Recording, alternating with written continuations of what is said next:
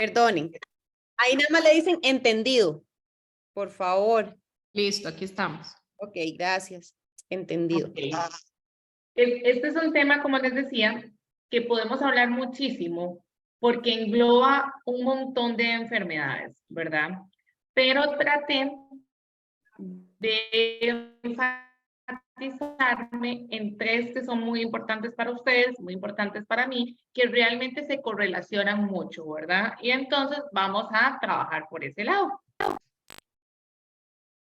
Y realmente, ¿qué es una enfermedad crónica no transmisible? Bueno, se refieren a un grupo de enfermedades que no son causadas por una infección aguda, sino que dan como resultado a síntomas a largo plazo, ¿verdad?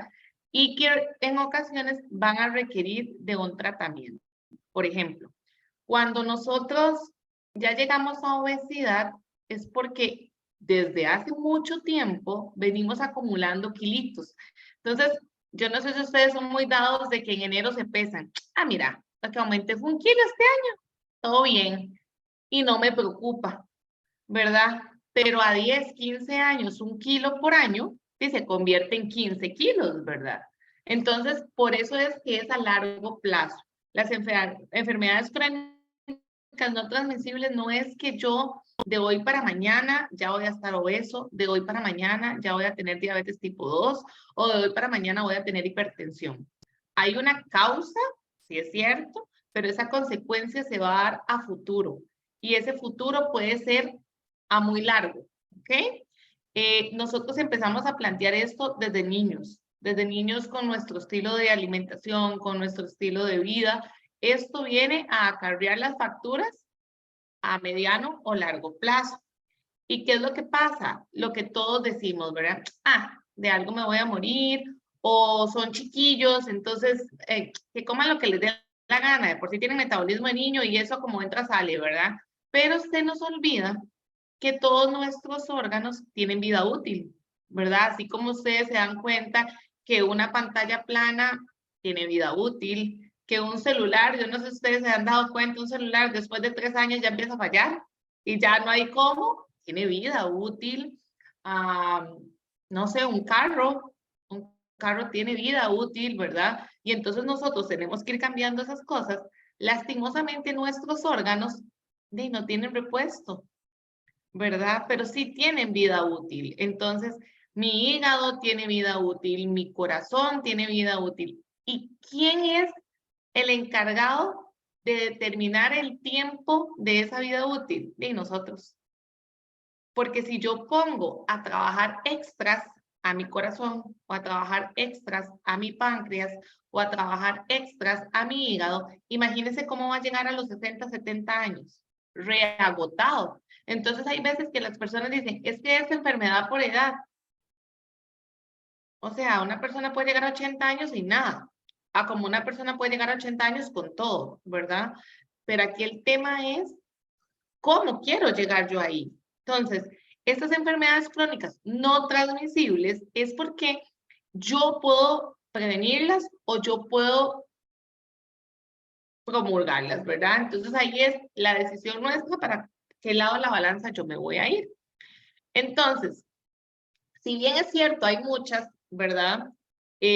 Vamos a enfatizarnos en estas tres que me parece que son bastante importantes para ustedes. Hipertensión, diabetes y obesidad. El cáncer es una enfermedad crónica no transmisible y las dislipidemias también son enfermedades crónicas no transmisibles, pero en obesidad se mete el tema de dislipidemia, que es colesterol y triglicéridos. Entonces ahí también lo vamos a enfatizar, ¿ok?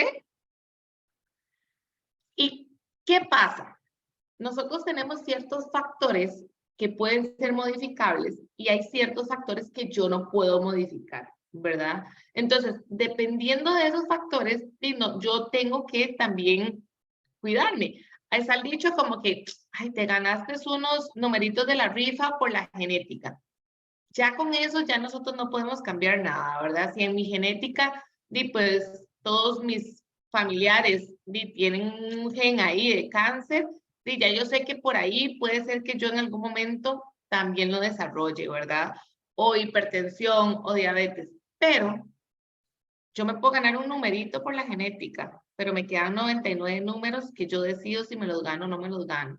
Y estos son con los factores de riesgo conductuales modificables. ¿Y a qué nos referimos con eso? Bueno, el consumo de tabaco. Y no solamente que yo fume, sino estar al lado de una persona que fume, ¿verdad? Recordemos que es más tóxico la persona que es fumador pasivo que la persona que fuma como tal, porque el fumador pasivo es el que absorbe todo el monóxido de carbono, que es realmente el dañino, ¿ok?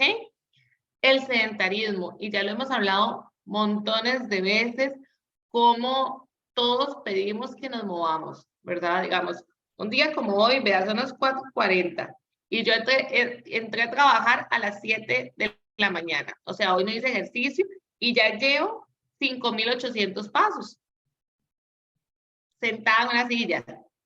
Pero entonces, ¿cuál es mi punto? Voy y traigo el agua y paso yendo a traer el agua, me levanto un ratito, paso moviendo los pies sentada, ¿verdad? Con tal de no estar completamente sedentaria, porque desde las 7 hasta ahorita las 4, no me muevo todo el día, ¿verdad? Paso inerte, básicamente. Y esa no es la idea.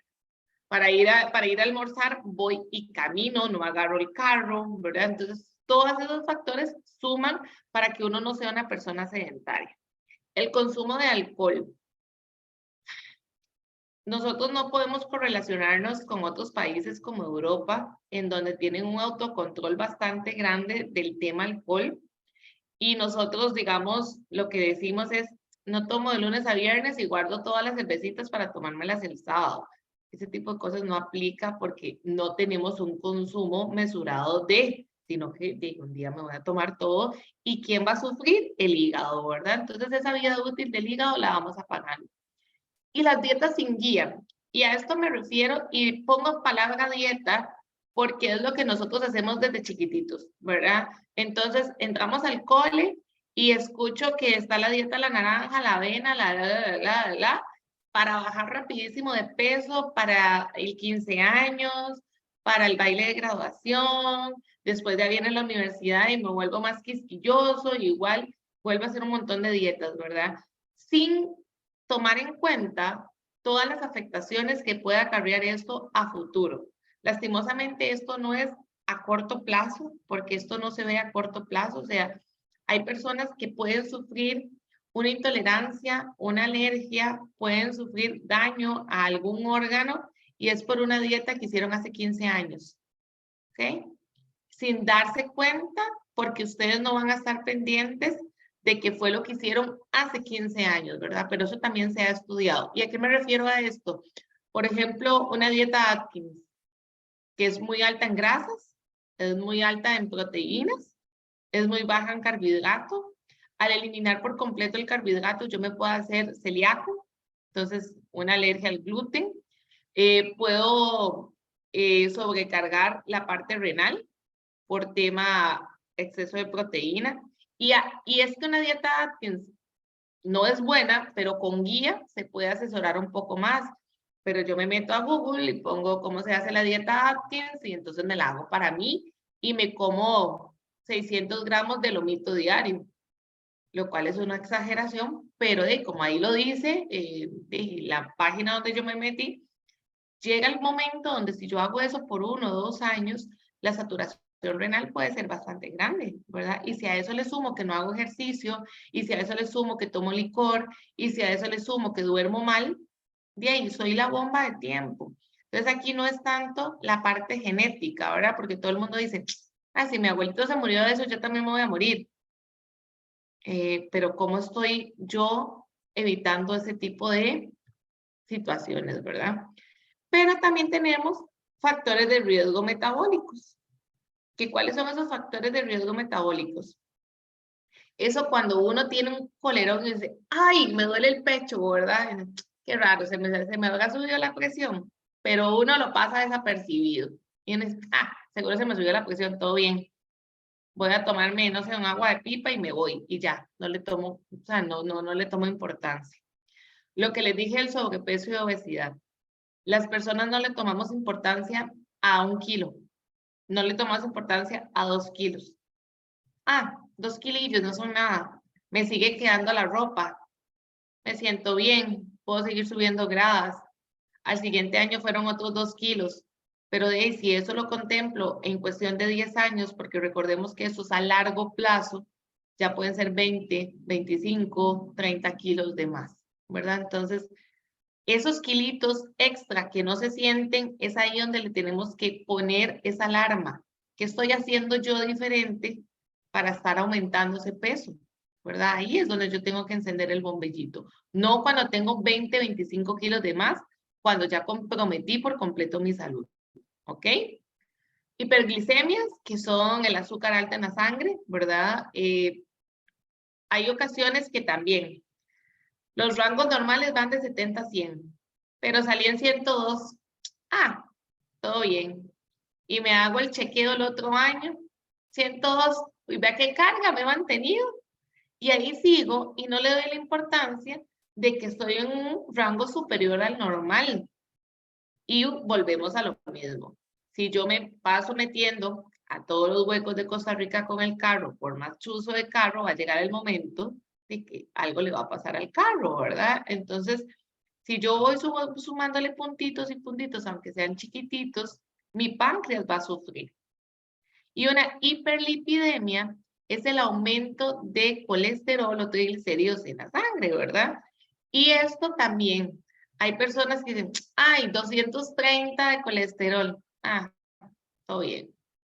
250, pero son 50 puntillos. No, hay algo que estamos haciendo mal, hay algo que está pasando y que no, el cuerpo no está metabolizando de la mejor manera. Esos son los bombillos que se nos están encendiendo a nosotros.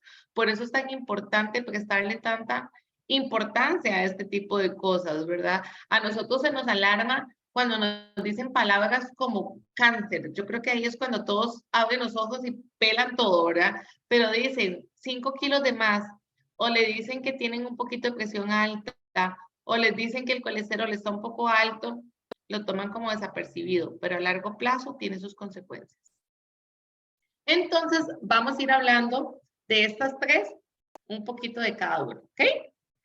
La hipertensión es un trastorno por el cual los vasos sanguíneos tienen persistentemente una tensión elevada.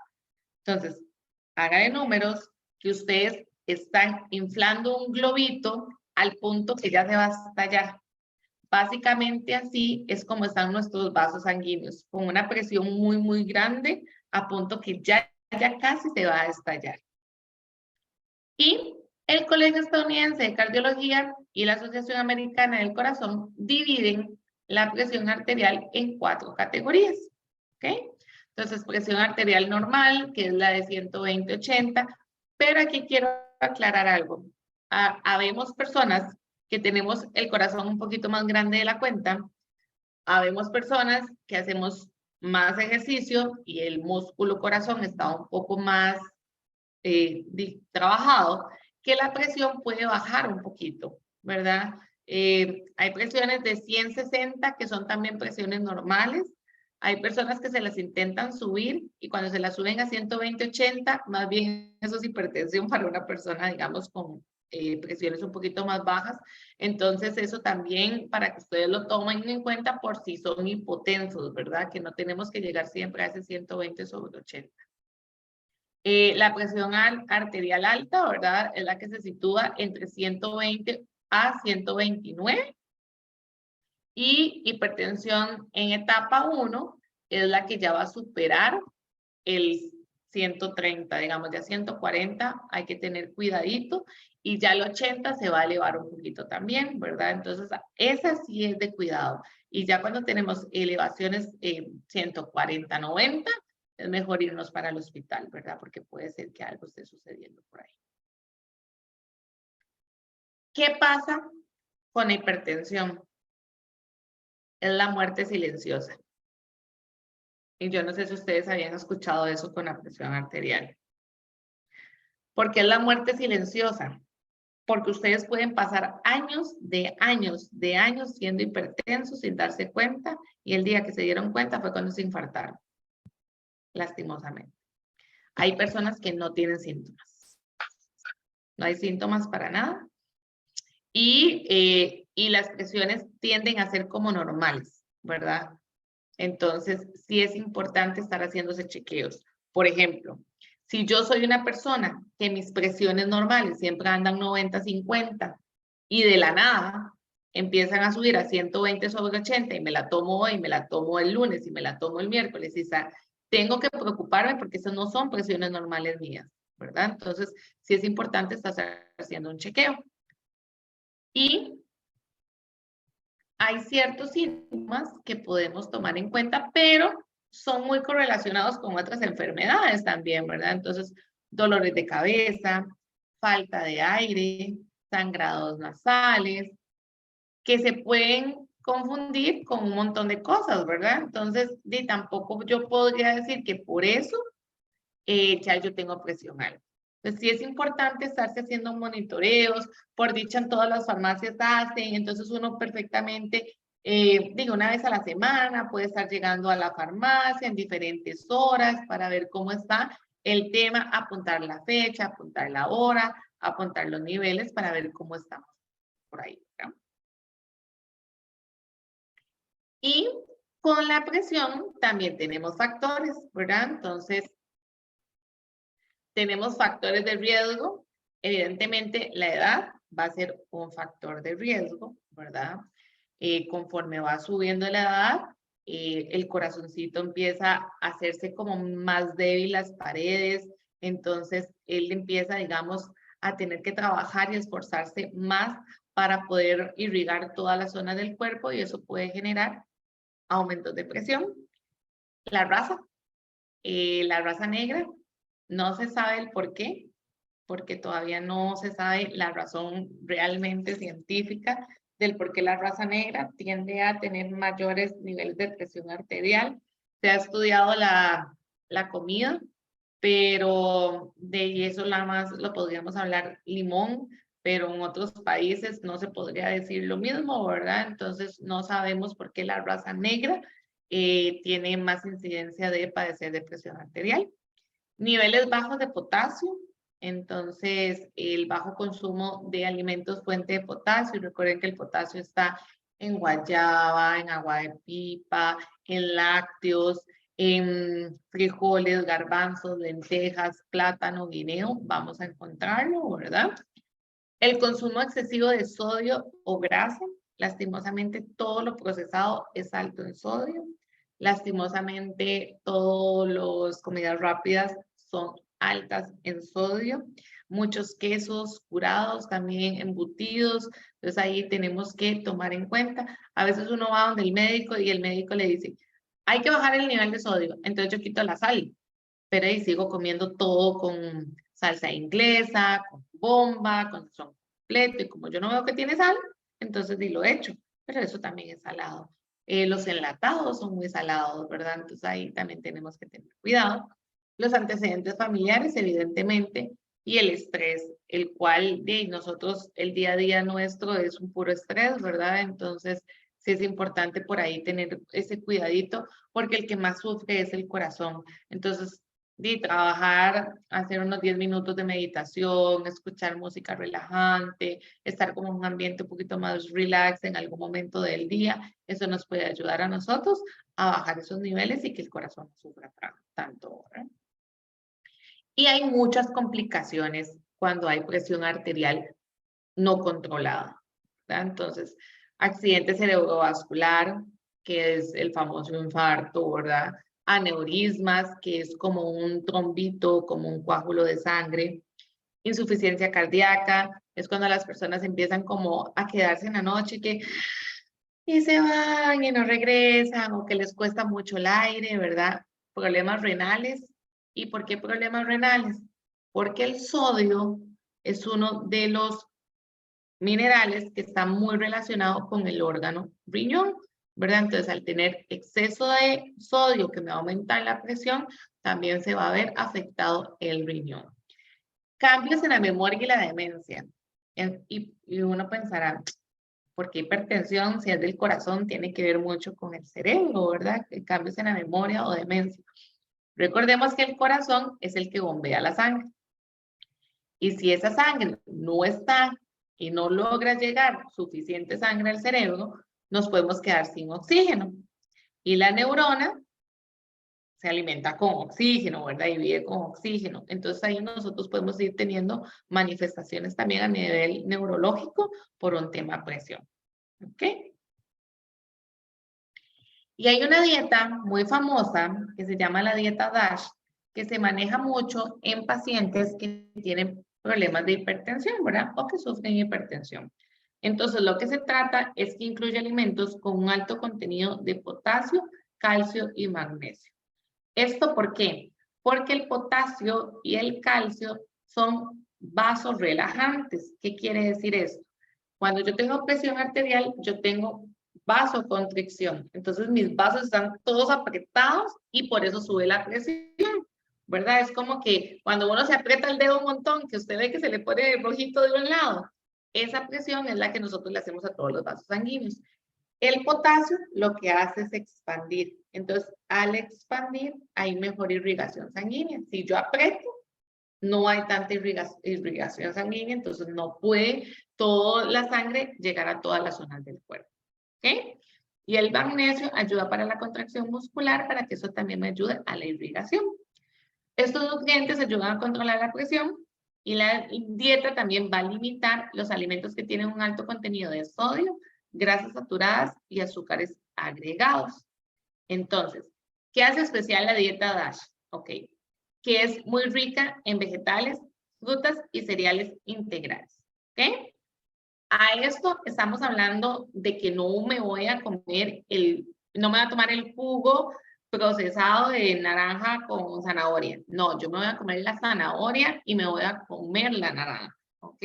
De hecho, ellos hablan, yo aún no puse porciones, pero ellos tienen porciones establecidas y ellos hablan de 6 a 8 porciones diarias de vegetales y frutas.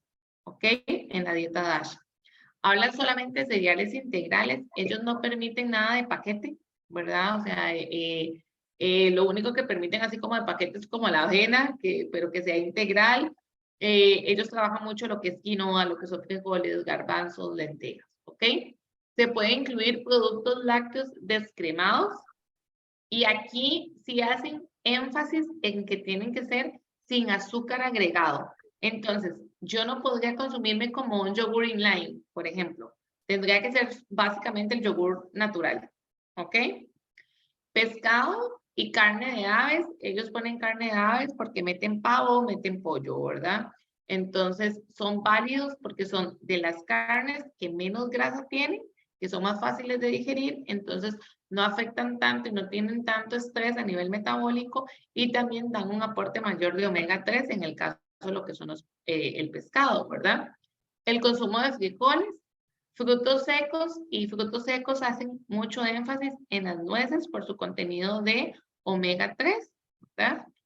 Y limita mucho los alimentos con alto contenido de grasas saturadas. Entonces ahí no van paquetitos de nada, ni de galletas, ni de repostería, ni de chocolates, nada de eso.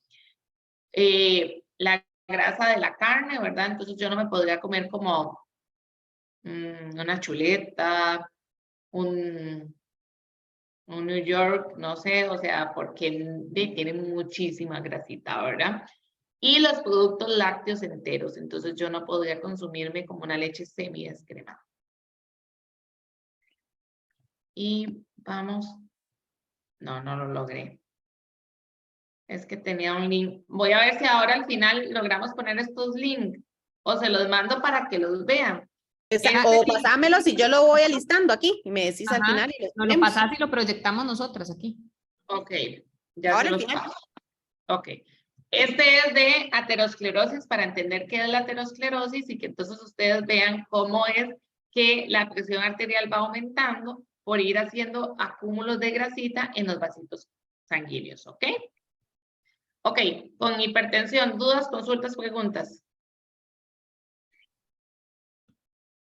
¿Alguna duda? Por favor, Sí, díganos, doña Marta y don Fran después. Ajá. disculpe, yo fui como por mucho tiempo de joven con presión baja, que era como normal en mí, pero al llegar a la edad adulta, todo el mundo me decía, ay, pero se le normalizó.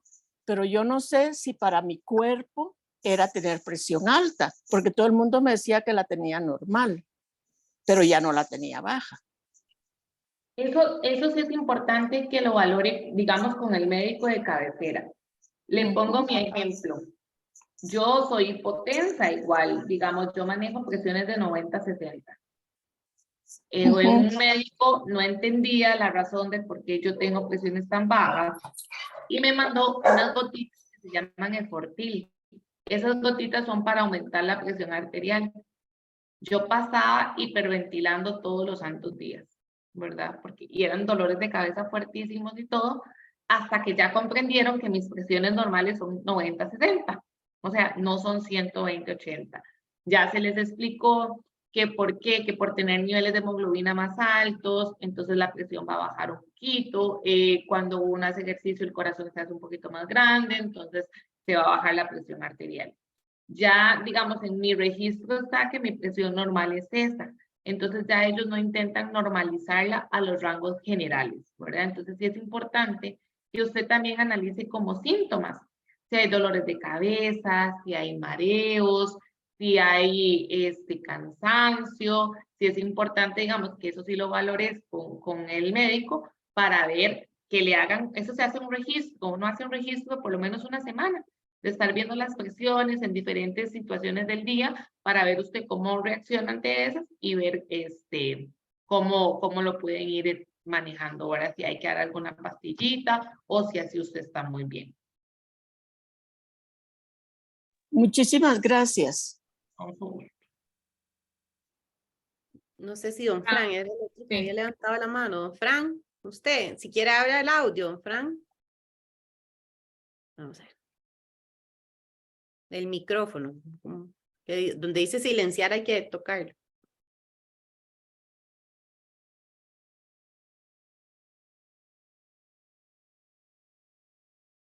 Ahora, Ahí, se Ahí. escucha. Sí. muchas gracias, señora o señorita Raquel. No sé cuál es la profesión que al principio quería saber. Soy nutricionista. Ah, correcto, gracias. Sí. Con gusto.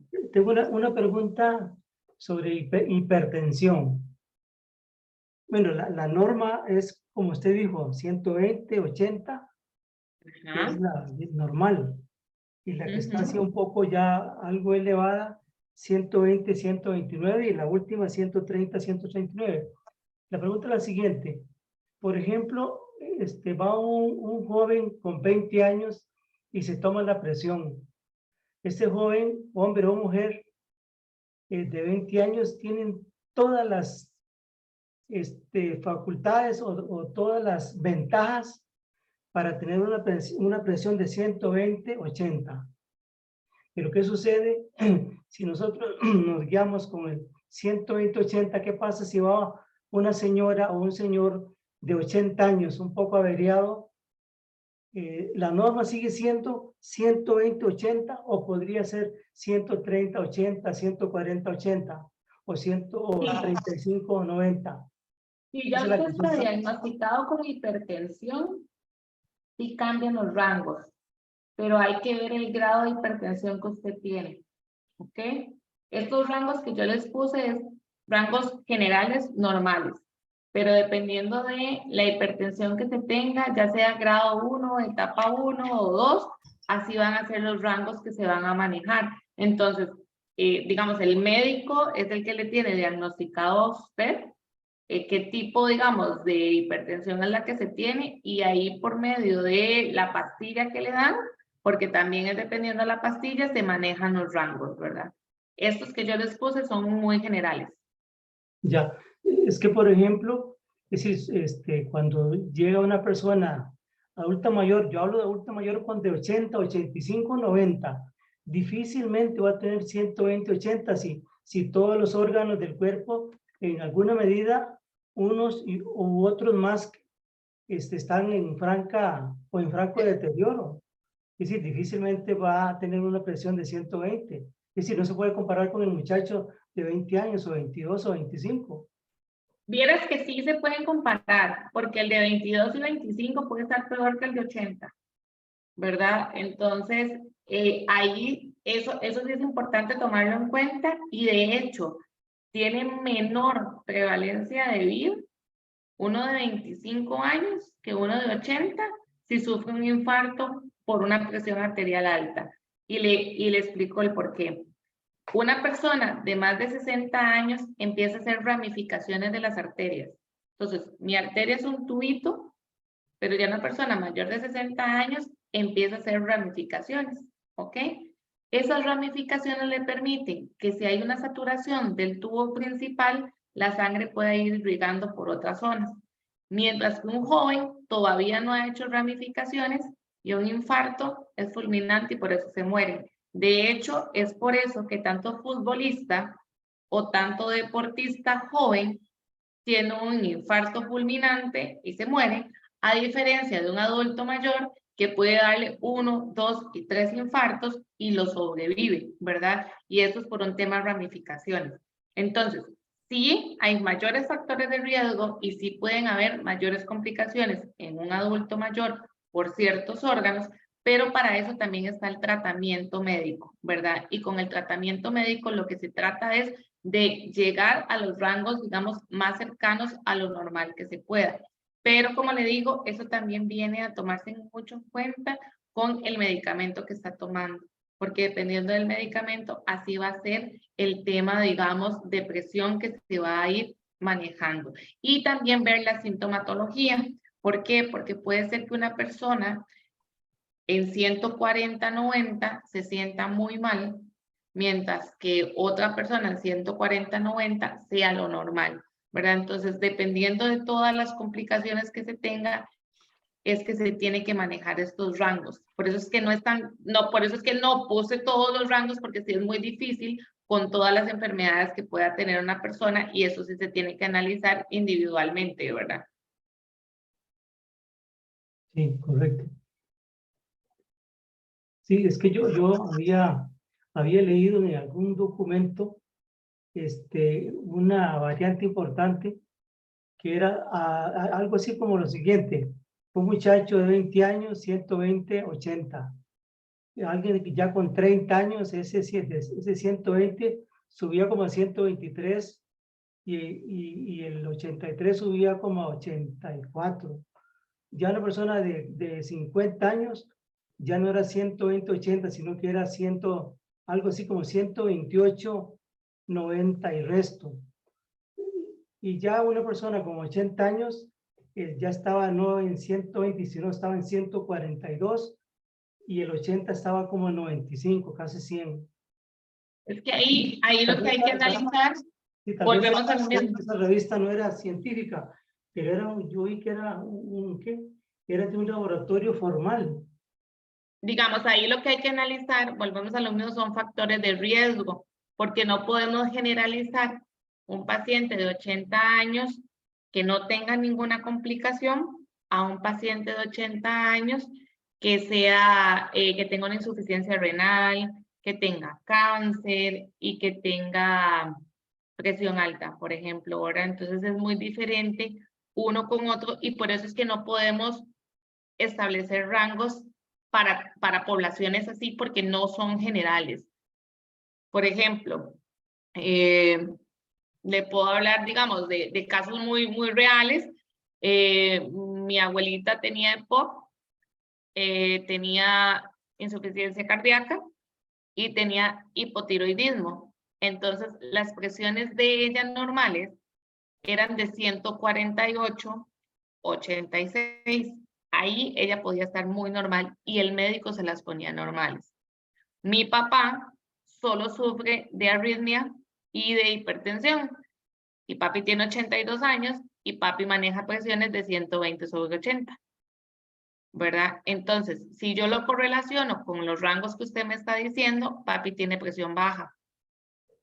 Pero no es una presión baja porque es una presión normal para él por el tratamiento que él lleva, ¿verdad? Entonces, dependiendo de la sintomatología de cada persona, así es como se tienen que trabajar los rangos, porque no se pueden. Por ejemplo, yo aparezco con anemia según los rangos de laboratorio, pero Si yo ya les explico que vengo a correr una maratón y bla, bla, bla, bla, bla, bla, ya se dan cuenta de que no tengo anemia, sino que elevé mucho el volumen sanguíneo y por eso se bajan los niveles de hemoglobina y hematocrito, ¿verdad? Entonces, hay que analizar los casos individuales para así establecer los rangos que le pueden funcionar o que tienen que tener las personas de acuerdo a las complicaciones que tenga cada persona. De acuerdo, gracias. Con gusto. Estoy viendo a la niña Nina cansada. No, que va, estoy aquí poniendo Sí, atención sí, también, está aprendiendo. cansada, algo. ¿Otra duda de He trabajado como hipertensión? 60 horas esta semana. ¿O alguna otra duda o podemos ver diabetes? Vamos, yo creo. Ujú. Digamos. Ujú. Les vamos a hablar de diabetes tipo 2 porque la diabetes tipo 1 ya eso sí es genético, ¿verdad? Ya la persona nació con un fallo a nivel de páncreas, hay resistencia a la insulina, no hay secreción de insulina y ya con esa es meramente genético y no entra dentro de la categorización de enfermedades crónicas no transmisibles. Pero la tipo 2 sí puede ser provocada por nosotros por temas ambientales, ¿verdad? Entonces, por eso es que vamos a hablar de la 2. Entonces, ¿qué es la diabetes tipo 2? Es cuando se pierde la capacidad de producir suficiente insulina o de utilizarla con eficacia. ¿Y esto por qué es? Porque el páncreas ya está cansado y no secreta la cantidad que nosotros necesitamos por día, o la que secreta es de muy mala calidad. Entonces, la insulina y la glucosa son como una llave cerradura. Yo tengo una molécula de glucosa, tengo una molécula de insulina y entran perfecto para ser transportada a la célula, ¿ok? Cuando es de mala calidad, la que se está secretando en el páncreas no encaja, entonces no entra. ¿Qué pasa cuando no entra? Ese azúcar se pone a pasear por la sangre, ¿ok? Y cuando hay mucho azúcar paseando por la sangre, yo tengo una elevación del azúcar en la sangre, que es lo que se llama como hiperglicemia, y es cuando ya vienen las afectaciones, ¿ok? La insulina es una hormona que se fabrica en el páncreas y que permite que la glucosa en los alimentos pase a las células, en donde se convierten en energía, ¿verdad? Para que funcionen los músculos y los tejidos. Pero cuando ya nosotros empezamos a secretar la insulina de mala calidad o que realmente no secretamos la cantidad suficiente, es donde lo que les acaba de explicar, hiperglicemias, y ya tenemos daños de ciertos órganos. ¿Ok? ¿Con qué se va a relacionar? Ok, se puede relacionar mucho con sobrepeso u obesidad, ¿verdad? Entonces, personas que tengan un cambio de peso abrupto, por ejemplo, que ahorita pesen 50 y en 4 o 5 meses estén en 58 kilos, ¿verdad? Aunque vengan de un viaje, aunque es una elevación bastante significativa, es importante que se hagan exámenes y se hagan un chequeo para ver cómo andan los niveles de dislipidemia. En alguna ocasión hemos hablado que el colesterol, ¿dónde es que se encuentra? ¿En qué alimentos se encuentra el colesterol? A ver, chicos, sean buenos estudiantes. Ahí está. Origen animal, carne roja. Exacto. Muy Bien, bien. Olivia. Muy bien, un 100. Muy bien. En alimentos de origen animal. Pero los triglicéridos, ¿por qué se da un aumento?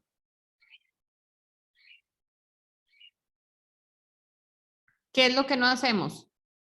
Cuando no hacemos, ¿qué? Aumentan los triglicéridos. ¿Qué pasa con los triglicéridos? Ejercicios. Muy bien. Por eso, pero cuando comemos, ¿qué? Harinas. Cuando comemos harinas refinadas. ¿Quién fue doña María Julia? Voy a darle una insignia aquí a doña María Julia. Muy bien, muy bien. Me pone bastante atención, me parece muy bien. ¿Qué pasa aquí? Yo tengo un tope de glucosa en mi cuerpo, ¿ok? Cuando ya yo cubro ese tope de glucosa en mi cuerpo, si sigo comiendo glucosa, se tiene que almacenar de otra manera. Entonces, se almacena a manera de triglicéridos, ¿ok? Y ellos siempre van a ir como muy de la manita. Glucosa alta, triglicéridos altos, glucosa alta, triglicéridos altos. Por eso es que se correlaciona mucho. Y los triglicéridos se aumentan por harinas refinadas, ¿verdad? Galletas, repostería, confites, tortillas, panes y demás. Que es por la misma razón que se aumenta el azúcar en la sangre, ¿verdad? Entonces son los mismos alimentos, ¿ok? Y malnutrición. Tanto un exceso de calorías como un déficit de calorías puede afectar a nivel metabólico el páncreas y me puede provocar una diabetes, ¿ok? ¿Qué pasa acá? Personas que se vuelven locas haciendo una dieta sumamente restrictiva de 500 calorías porque eso fue lo que le dijeron para bajar de peso. Por 3 meses hacen una dieta de 500 calorías, pero después se aburrieron de eso, les dio un atracón y pasaron a 2000 calorías. Ese tipo de cambios drásticos, hay algo que se llama síndrome de retroalimentación. ¿Y qué pasa ahí? Es cuando yo estoy sufriendo una inanición, que estoy comiendo muy poquitas calorías y de golpe lo paso y le doy el doble, los órganos entran como en un shock y más bien revierten el proceso y pueden provocar algún tipo de enfermedad crónica no transmisible. Entonces, sí es importante nosotros siempre manejar un déficit calórico, ya lo hemos hablado con el ayuno intermitente, es sumamente importante. De hecho, con diabetes, el ayuno intermitente es de las mejores opciones porque evitamos picos de glicemia, pero las restricciones tienen que ser con medida, tienen que ser controladas. Yo no puedo pasar de 5000 calorías a 1500 de golpe y después de 1500 a 3000. O sea, eso no se puede hacer. Hay que hacerlo paulatinamente para que los órganos no sufran. Y entonces, nosotros tenemos un círculo vicioso. ¿Ok? Entonces, ¿qué pasa con ese círculo vicioso? Tengo un alto consumo de carbohidratos. Hay una estimulación de las células beta, que son las que secretan la insulina. Esas células beta se empiezan a gastar, ¿verdad? Entonces, supongamos que todos tenemos 100 células beta. Pero de ahí, Mari se comió, y todos los días pasa a punta de chocolates.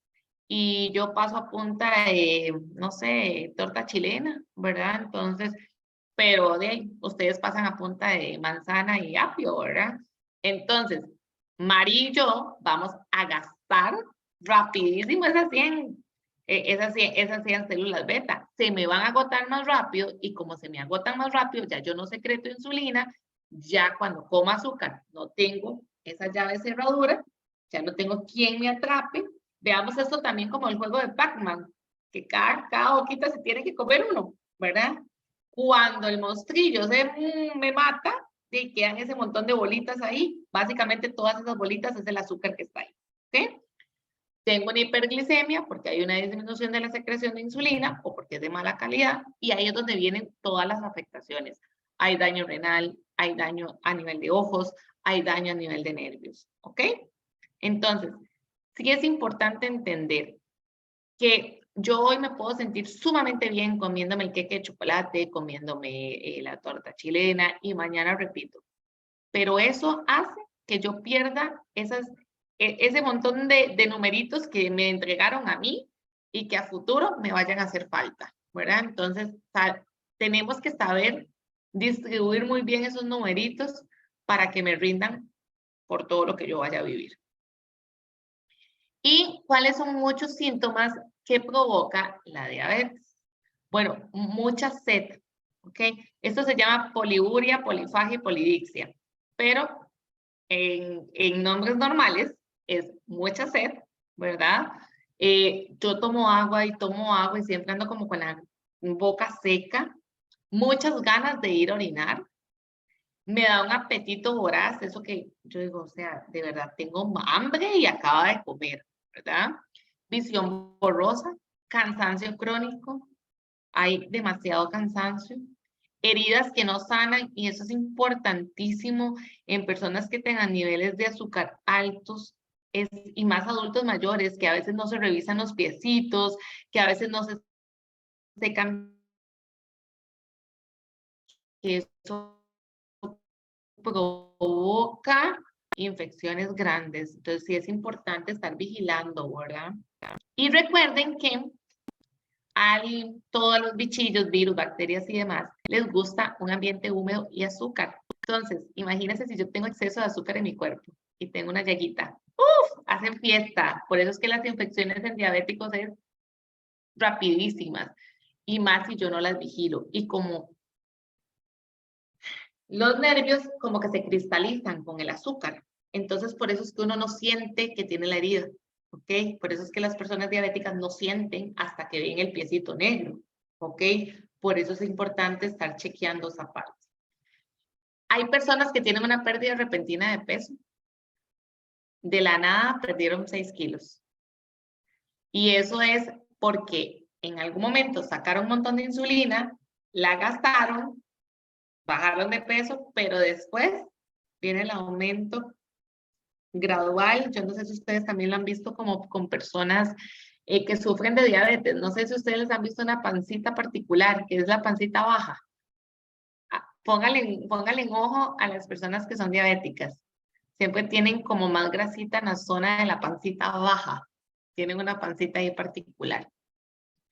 Y hay problemas en la parte sexual también por temas de que se pierde el apetito sexual porque hay demasiado cambio a nivel hormonal, porque la insulina, recuerden que es una hormona anabólica que también estimula ciertos órganos y si nosotros no tenemos insulina, nos va a afectar eso. Bueno, esta imagen es para que se den cuenta que una diabetes mal controlada puede provocarnos mucho daño a nosotros.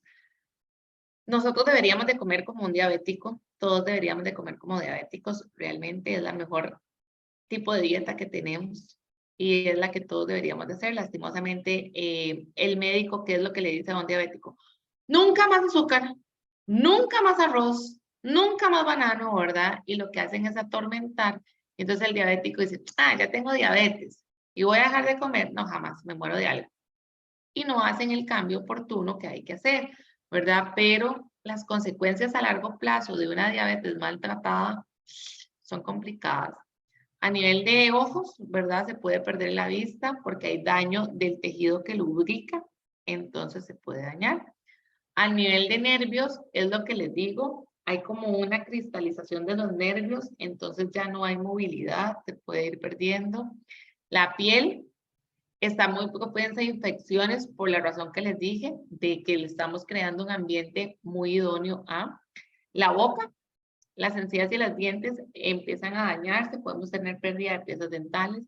El corazón, vamos a tener mayor problema. ¿Por qué? Porque evidentemente mayor azúcar, mayor triglicérido, mayor esfuerzo cardíaco, ¿verdad? Los riñones, hay una falla completa porque el exceso, el riñón no lo puede secretar, entonces va a colapsar. Los pies, lo que pasa es que con heridas, ¿verdad? Con los nervios que no se sienten, no cicatrizan y entonces se puede perder. Y el hígado, ¿verdad? El hígado, recordemos que es el basurero del cuerpo, a un exceso mayor se puede tornar un hígado graso. Porque recuerden que exceso de azúcar se convierte en triglicéridos y el triglicérido es un tipo de grasa, ¿verdad? Entonces vamos a convertir a un hígado graso. ¿Qué tenemos que hacer con una persona diabética? Bueno, esto es como la tríada sumamente importante. Nosotros podemos quedarnos solamente con las dos de arriba, con plan de alimentación personalizado y ejercicio físico regular, sin pasar a la parte de farmacología. Pero de aquí depende la persona qué tan disciplinada sea, qué tanto miedo le tenga a llegar a inyectarse, a llegar a tomar algún medicamento, ¿verdad? Con un plan de alimentación y ejercicio uno puede regular bastante, pero llegan momentos que hay necesidad de tomar pastilla o inclusive hasta inyectarse. Entonces, ¿qué es lo que pasa con la nutrición y la diabetes? Bueno, tenemos niveles de glicemia más altos de los normales. Esto es por un tema de carbohidratos, de un consumo exagerado de carbohidratos simples. Esto nos va a provocar una elevación de la glucosa, pero si nosotros hacemos una elección de mejores carbohidratos, vamos a regular las glicemias y así vamos a controlar todo este ambiente. ¿Ok? ¿Y qué es lo que tenemos que hacer entonces? Saber elegir los alimentos es la clave del éxito para controlar los niveles de glicemia. Si yo soy diabético y yo almorcé arroz, macarrones y plátano maduro, sepa que elevaron todos los picos de glicemia. Ahora eso no me va a servir de nada. Tener un horario regular de comidas, realizar ejercicio físico y tener una cantidad, tipo y distribución de carbohidratos sumamente importante. Esto es necesario y esto también se individualiza. ¿Por qué? Porque la distribución de carbohidratos tiene que ser de acuerdo. Una persona, por ejemplo, que se inyecte, tiene que ser de acuerdo a las unidades de insulina que se inyecte. Entonces yo no podría decir que todas las personas diabéticas tienen que consumir 15 gramos de carbohidratos cada tiempo de comida, porque yo me inyecto 10 unidades, Nina se inyecta 20 y Mari se inyecta 5. Entonces, dependiendo de esas unidades, así va a ser la cantidad de carbohidratos que hay que aportarle por tiempo de comida. Entonces, ¿qué es lo más importante? ¿O de qué manera tenemos que contar carbohidratos para que ayude a controlar los niveles de sangre? Bueno, si yo tengo una estabilidad de carbohidrato, y aquí sí lo que se trata, digamos, y el nutricionista ahí lo trabaja, de que todos los tiempos principales, por ejemplo, desayuno, almuerzo y cena, tengan la misma cantidad de carbohidratos y que meriendas tengan la misma cantidad de carbohidratos, es lo más ideal para evitar picos de glicemia, ¿ok? Eso es lo que les estaba diciendo, consumir la misma cantidad de carbohidratos todos los días lo puede ayudar a mantener el nivel deseable de glucosa. La meta es mantener el nivel de glucosa lo más cercano posible a lo normal, ¿ok? Y, a ver si esto se puede. No, ahora se lo paso otra vez. Es importante no satanizar los carbohidratos. Digamos, al diabético le dicen, no coma nada. Y realmente no tiene que ser así. No se deben de satanizar y existen dos clases de carbohidratos. Está el carbohidrato complejo y está el carbohidrato simple. No es lo mismo que yo me coma una papa hervida con cáscara a que me coma una papa tostada con sal y grasa. ¿Ok? No es lo mismo que yo me coma un pan integral a que me coma un pan baguette. ¿Ok? Entonces las personas diabéticas deben de consumir los complejos y ajustarse a las porciones que le establezca la persona que les haga el plan de alimentación con el fin de que sea lo suficiente, necesario y oportuno para no elevar las glicemias. Las grasas, parece mentira, pero las grasas son muy buenas para una persona diabética. Y si se eligen las correctas, es un excelente aliado. ¿Esto por qué? Porque va a enlentecer el vaciamiento gástrico. Entonces nos va a ayudar a mantener estables los niveles de glicemia. Obviamente tengo que elegir las mejores grasas. No es que yo entonces voy a comer pan con paté, ¿verdad? O me voy a comer, no sé, un pan con natilla también, ¿verdad? O sea, eso no me sirve. Y aquí les puse un dibujito. Es una gráfica que me robé de Instagram, pero es que me encantó, por eso vienen como esos cositos, que hacen la comparativa de hacerme un té matcha con leche de avena y hacerme un té matcha con leche entera, ¿ok? Y aquí estamos hablando de grasas, ¿ok? Esto, por eso fue que dividí hipertensión, diabetes y demás, para que ustedes se den cuenta que las grasas enlentecen el vaciamiento gástrico y evitan picos de glicemia. Vea que a la hora de que yo me tome un té matcha con leche de avena, vea la curva tan grande que se hizo. ¿Sí lo logran visualizar? Mientras que con la leche entera, miren la curva, muy chiquitita. Se ve perfecto. ¿Okay? Esos picos de glicemia son los que nosotros queremos evitar porque se afectan mucho. Si bien es cierto, la comparativa con la leche entera no es la mejor, eso nos pasa mucho cuando yo me como una taza de frutas, que esa taza de frutas sea banano, piña, uvas y sandía, ¿ok? Si yo me como ese tazón de frutas, va a pasar la primera versión, esa curva tan grande, ¿ok? Pero si yo me como las uvas y lo acompaño de nueces o almendras, va a pasar la segunda versión, ¿ok? Porque la grasa va a evitar que el azúcar de la sangre me provoque un pico rápido. ¿Sí está claro eso? Ok. Por eso siempre es importante consumir frutas con una grasa o con una proteína, porque esto me va a evitar esos picos. Por eso es importante hacer combinaciones inteligentes. A mí no me sirve comer arroz, papas y plátano, ¿ok? Porque me van a elevar los picos. A mí me sirve comer arroz, pollo y tomate. A mí me sirve comer espagueti con ensalada y carne, ¿verdad? Porque entonces la ensalada tiene fibra, la proteína, me van a evitar esos picos de glicemia, ¿ok? Y la proteína, evidentemente, vamos a tratar de introducirla en todos los tiempos de comida. Tratar de que no sea frita ni empanizada para tampoco elevar los niveles de triglicéridos, pero la proteína también me va a enlentecer el vaciamiento gástrico, ¿ok? Entonces, el combinar el arroz con pollo, el combinar el arroz con carne molida, me va a ayudar un poco más a combinar arroz con plátano, ¿ok? O arroz con macarrones. Evidentemente tenemos que evitar ciertos alimentos, ¿verdad? Entonces, la gaseosa, la repostería, carbohidratos simples como arroz, pan blanco, galletas, las frutas nunca solas, ¿verdad? Siempre acompañadas de una grasa saludable y preferir aquí los jugos o batidos de frutas no son como lo ideal. ¿Por qué? Porque me van a quitar la fibra y al quitar la fibra entran directo a la sangre, me elevan más rápido los niveles de glicemia. Entonces no me sirve. ¿Cómo me serviría un jugo? Haciéndolo con leche de coco, haciéndolo con leche de almendras. ¿Por qué? Porque es un tipo de grasa que no me va a permitir ese pico. Pero si yo voy a cosechas y me pido un batido en donde es con jugo de naranja, mango, piña y sandía, sepan que eso me hizo la curva más grande de mi vida, ¿verdad? Entonces, eso hay que tratar de evitarlo. Y a veces uno dice, puña, ¿por qué tengo hambre? Si es que me acaba de tomar un batido. Sí, porque me hizo un pico grandísimo. Y ese pico hace que yo secrete más insulina de la cuenta. Y la insulina vagando me da más apetito. Entonces me va a pedir más comida. ¿Ok? Entonces, por eso es que tenemos que hacer combinaciones inteligentes de comida. No hacer combinaciones de más de 3 harinas juntas, ¿verdad? Entonces, el famoso casado de arroz, plátano, picadillo de papa, ensalada de caracolitos, ese tipo de cosas no. Esto es un plato que promociona mucho la Asociación Americana de Diabetes, ¿verdad? Una distribución bastante buena entre vegetales, grasa, carbohidratos y proteína, ¿ok?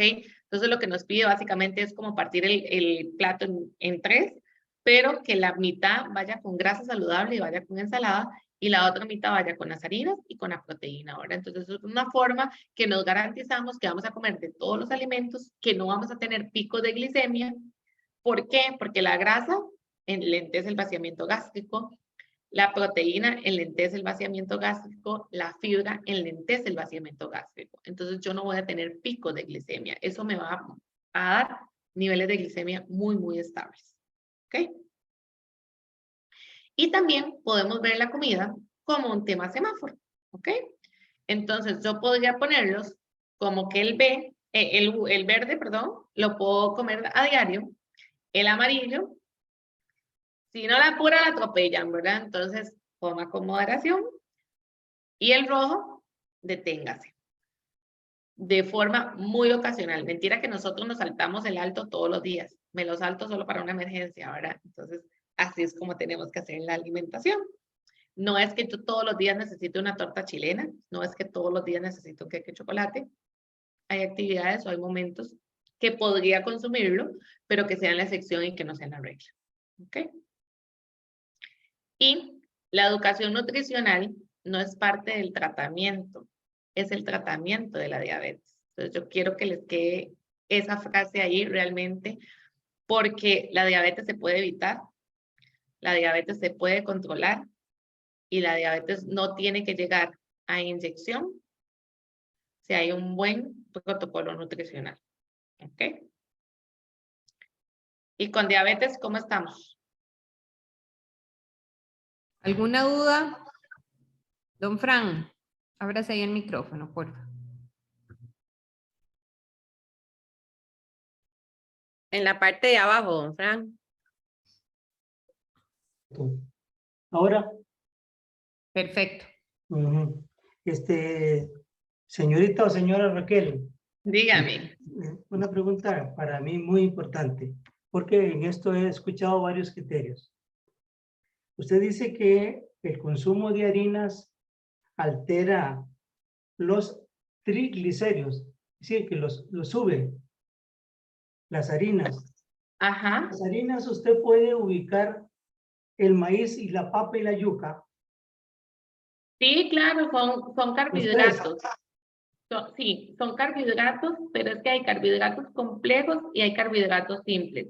Por ejemplo, la tortilla de maíz o el elote llegan a ser un carbohidrato complejo, ¿ok? Porque tienen bastante fibra. La yuca es un tubérculo, es una harina y también tiene fibra y me puede servir. Pero si yo me hago, no sé, un picadillo de yuca con tortilla que no tenga carnita ni nada, ya ahí sí voy a elevar un poquito el consumo de carbohidrato. Y si eso en el desayuno pasa como eso, en el almuerzo también, en la cena también, ya yo voy a tener un exceso de harinas y eso sí me puede provocar a largo plazo elevación de los triglicéridos. Sí. Sí, pero yo me confieso, yo consumo mucho producto de maíz y mucho producto de papa. Son muy buenos, pero si al referirse de que consumo mucho producto, son paquetitos, hay que tener cuidado. ¿Ok? ¿Por qué? Porque ya es un producto procesado, porque ya puede tener aditivos que me pueden alterar la parte metabólica, porque puede tener exceso de sodio. Entonces, no es lo mismo que yo me haga unas papitas hervidas y les ponga romero y perejil y demás, a que me coma unas papitas tostadas, Kitty, por ejemplo, ¿verdad? Es muy diferente.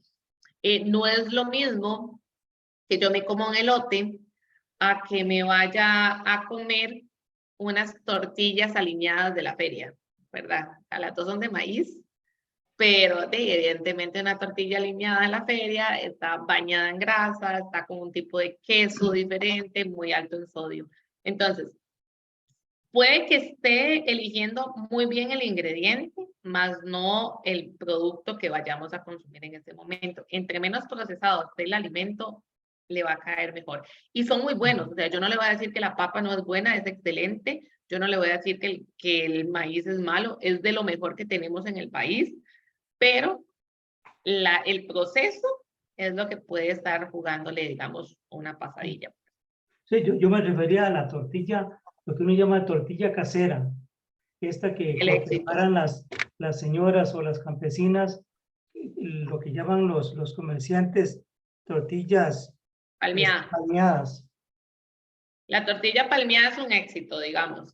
Aquí el tema es hacerla sin quesito y acompañarla de, qué rico comerse como una tortilla palmeada con el huevito, digamos, o con aguacatito, eso nos sirve bastante. Y no importa que sean 2 tortillas diarias. Es que ahí no sé ni el tamaño ni nada, ahí ya le quedó mal. No, una tortilla normal, la grandota no. Digamos, si son como las de la tortirrica, por ejemplo, o 2 tortillas como tipo tortirrica es una porción. Pero la tortilla es procesada, es decir, no es una tortilla de calidad. Ah, no, o sea, si la comparamos con la palmeada, evidentemente hay que tener, digamos, ese tipo de cosas que uno dice, una es procesada, la otra no es tan procesada, porque imagínense si yo la hago hasta con maíz cascado, es una delicia. Correcto. Muchas gracias, Raquel, y muchas gracias, don Fran. Olguita aquí tiene también una consulta, que tiene la manita levantada, Olguita. Puedes abrir ahí el micrófono. Dígame. Tengo una pregunta quizá inocente o curiosa. Si ingerir ciertos alimentos, por ejemplo, como acompañándolos de maní, digamos, ciertas frutas, hace que la absorción del azúcar sea más lenta. En general, si come una persona más despacio que otra, ¿eso interfiere en algo? El que coma más despacio, que no coma más despacio, eso me sirve en tema digestivo, me sirve en tema saciedad. pero no me va a servir tanto en tema picos de glicemia, ¿ok? Aquí es un tema combinación de alimentos. Entonces, que yo me coma la manzana solita, ¿sí? Que yo me coma la manzana solita y que esté 20 minutos comiéndome la manzana, a que dure 5 minutos solita igual, me va a provocar el pico. Aquí el punto es combinarla con algo que haga que ese azúcar de esa manzana no me la eleve, ¿verdad? Entonces, aquí no es tanto tema de qué tan rápido o qué tan despacio, sino la combinación. Creo que la combinación ahí que ella te preguntó es de maní. No sé si maní, ¿verdad? Bueno, no sé acá. Vos Ah, es sabrás. que no la entendí. Sí. Pero, ok, con el maní hay un tema. El maní no se comporta tanto como grasa, se comporta más como una leguminosa, como un frijolito. Entonces, para este caso diabetes, digamos, las frutas y demás se aconseja más como con nueces, almendras, pistacho, no tanto con maní.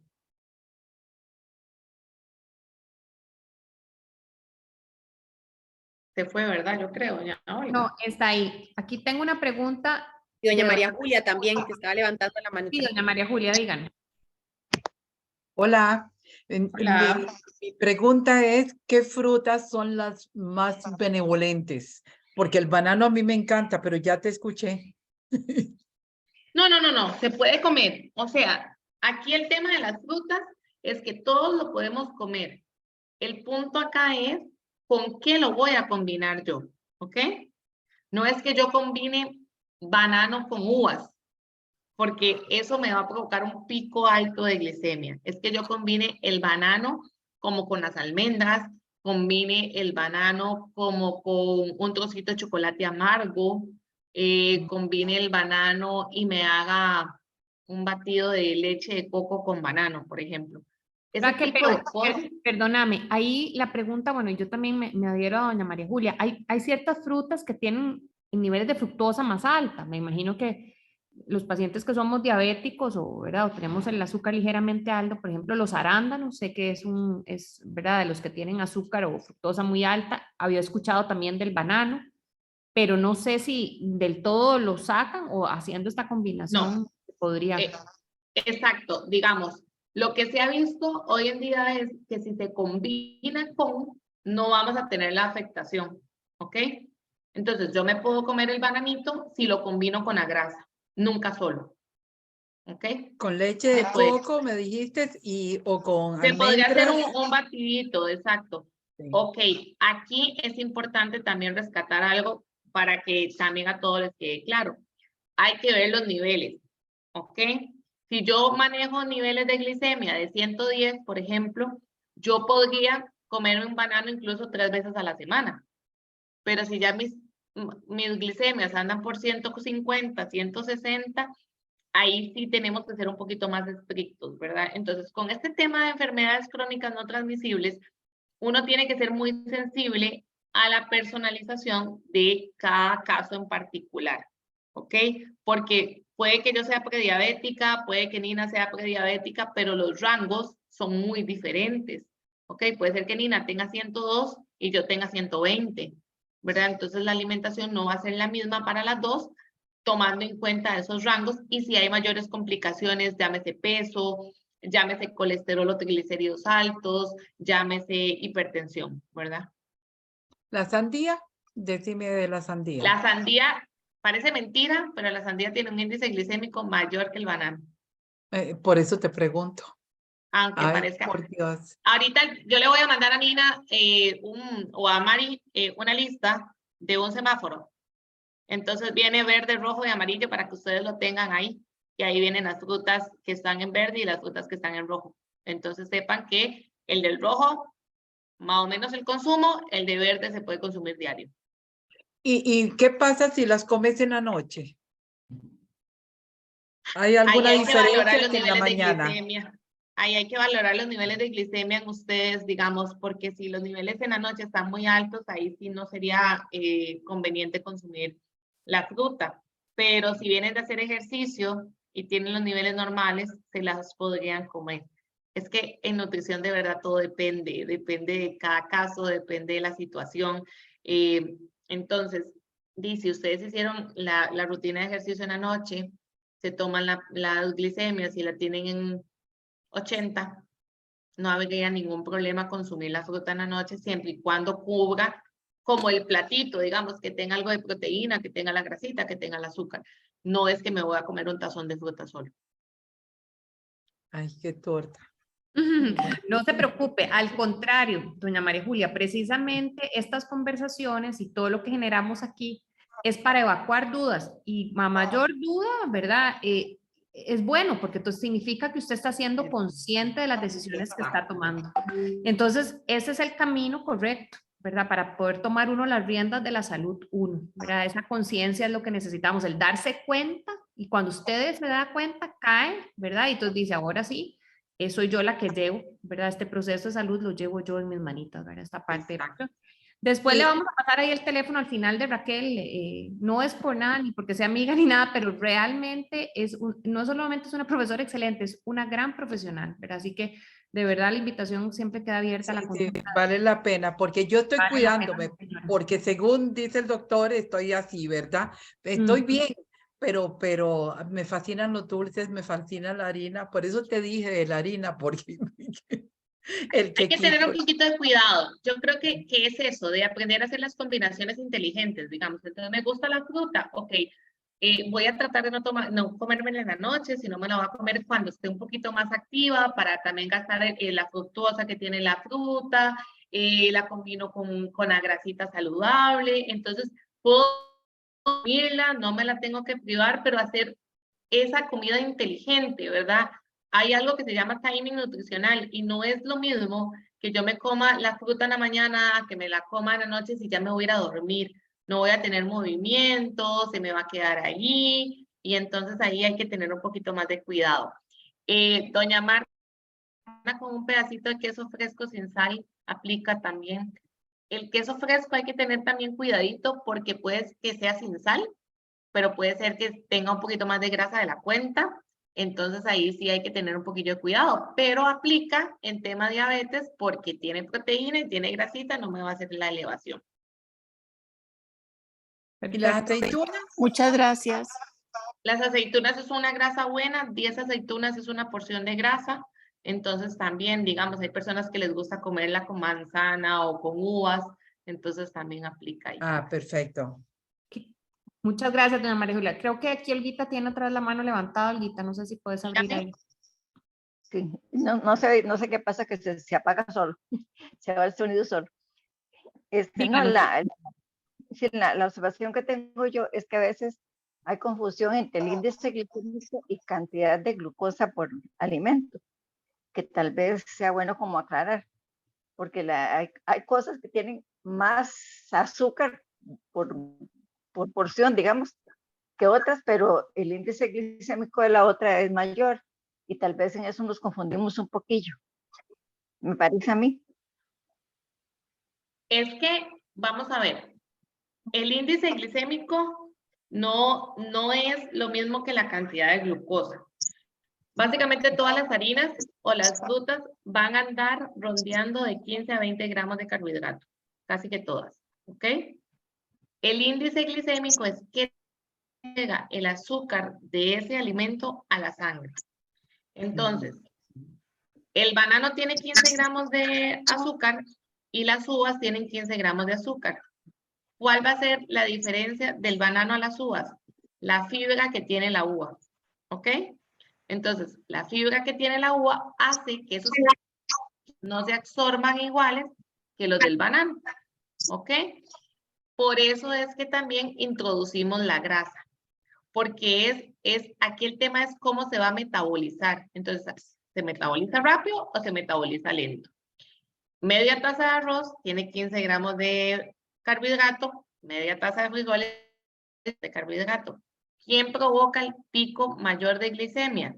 El arroz, porque el arroz se metaboliza muy rápido a glucosa, mientras que los frijoles tardan más en metabolizarse porque tienen fibra, tienen proteína vegetal, ¿verdad? Entonces, de ahí eso no es que tienen más o menos azúcar porque la van a ser muy similares, digamos, entonces uno cuando se da una lista de intercambio, vienen como las porciones de qué tanto es arroz, qué tanto son frijoles, qué tanto son garbanzos, pero es lo que va a inferir entre uno y otro por tema, cantidad de fibra, cantidad de proteína vegetal o la combinación con alguna grasa saludable.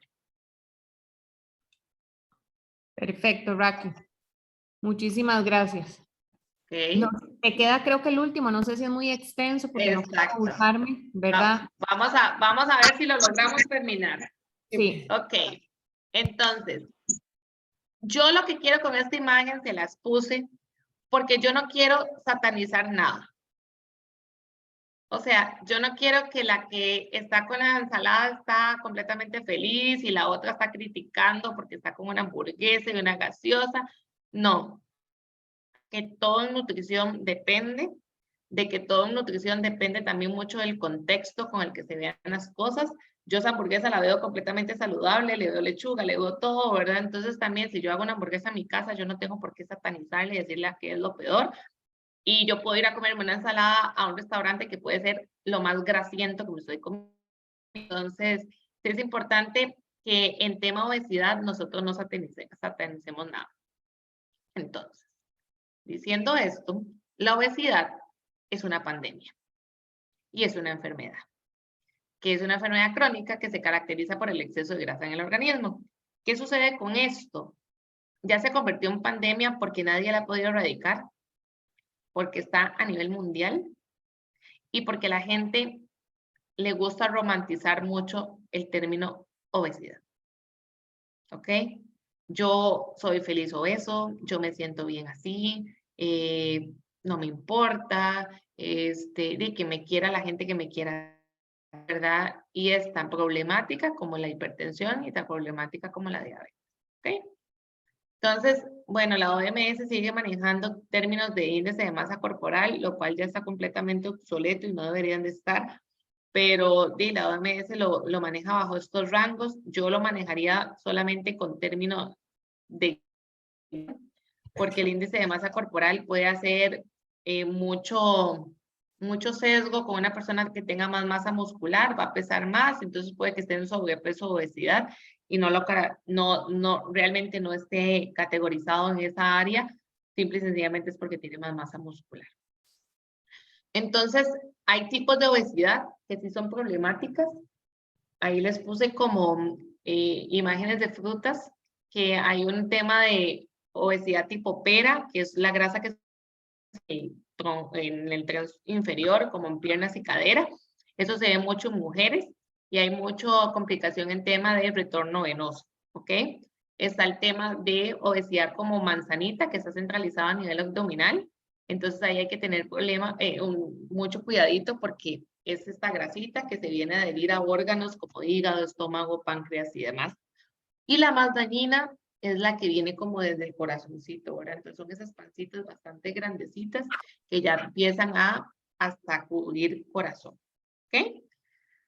Hoy por hoy, el sedentarismo es el amigo más grande de la obesidad, ¿verdad? Lastimosamente, si nosotros no nos movemos, completamente muchas enfermedades a nivel cardiovascular, a nivel muscular, a nivel psicológico, a nivel pulmonar, a nivel de hormonas, células cancerígenas, ¿verdad? Entonces, realmente el ejercicio es vida y el ejercicio nos ayuda por completo en cualquier tipo de patología.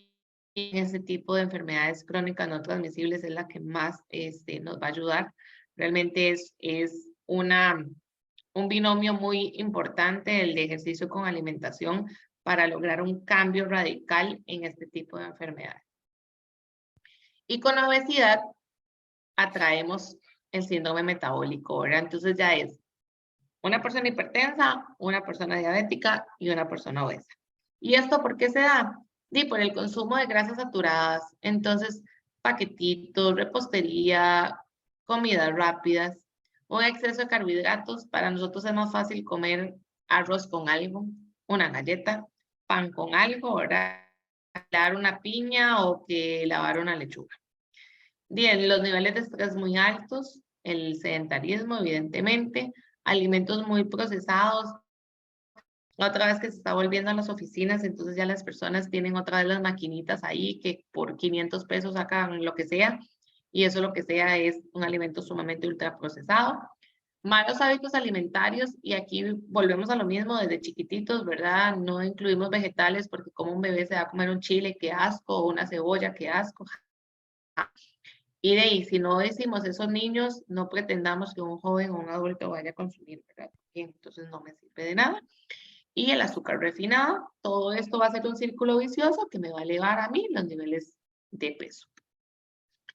La comida rápida, evidentemente, es algo que nos viene a afectar montones.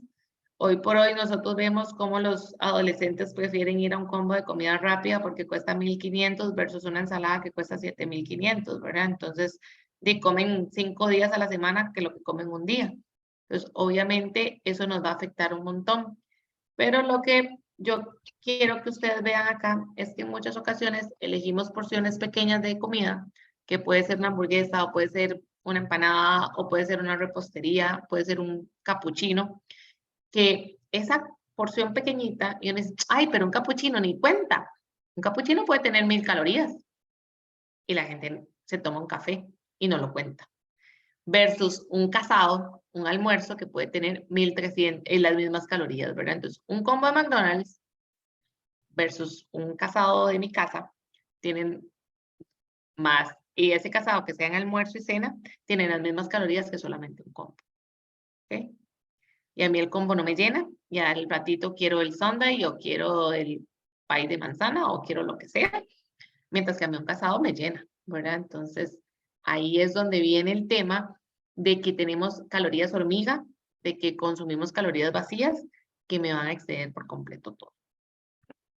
Y entonces, nuestro objetivo a la hora de comer saludable es revertir la grasa, ¿verdad? Pero en muchas ocasiones las personas dicen, es que tanto esfuerzo y bajé 500 gramos, qué pereza. Pero 500 gramos pueden ayudarnos montones a minimizar factores de riesgo para una complicación mayor. ¿Ok? Y entonces, ¿qué tenemos que hacer para evitar obesidad o aumentos de peso en particular? Bueno, evitar ultraprocesados, comer comida real, como le decía ahorita el señor, preferir la papita hervida que la papita tostada, preferir la tortilla palmeada que la tortilla empaquetada, ¿verdad? Los aditivos. En algún momento hablamos del glutamato monosódico, que es sumamente adictivo, es sumamente estimulante y eso provoca que nosotros consumamos más calorías de la cuenta. ¿En dónde va a estar el glutamato monosódico? En comida rápida, en salsa inglesa, en bomba, en salsa completo, en embutidos, ¿verdad? En todos los snacks, eso nos hace que comamos más de la cuenta. El ambiente. Es importante, si yo no estoy a gusto donde voy a comer, me cambio de ese lugar. De si hay solo conversaciones tóxicas que me generan ansiedad, que van a me coman rápido para irme de ahí, ni voy a tener conciencia de lo que me comí y al ratito voy a estar queriendo comer más. Entonces, tenemos que buscar un ambiente propicio para poder comer.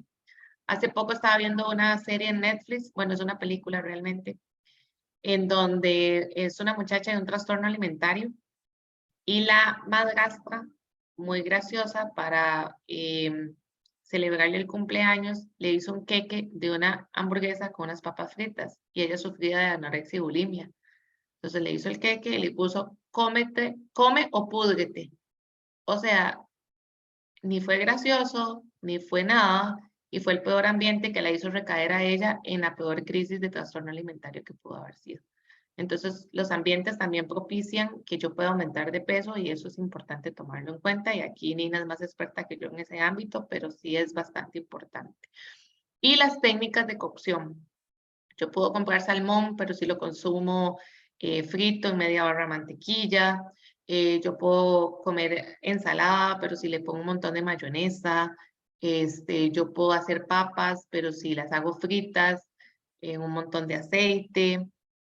Yo puedo comprar plátano, pero solo me lo como frito, ¿verdad? Ese tipo de cocciones me van a elevar montones las calorías y eso también me va a aumentar pues el peso. Y con eso terminaríamos obesidad. Lo hice un poco más rápido, pero era para lograr terminar.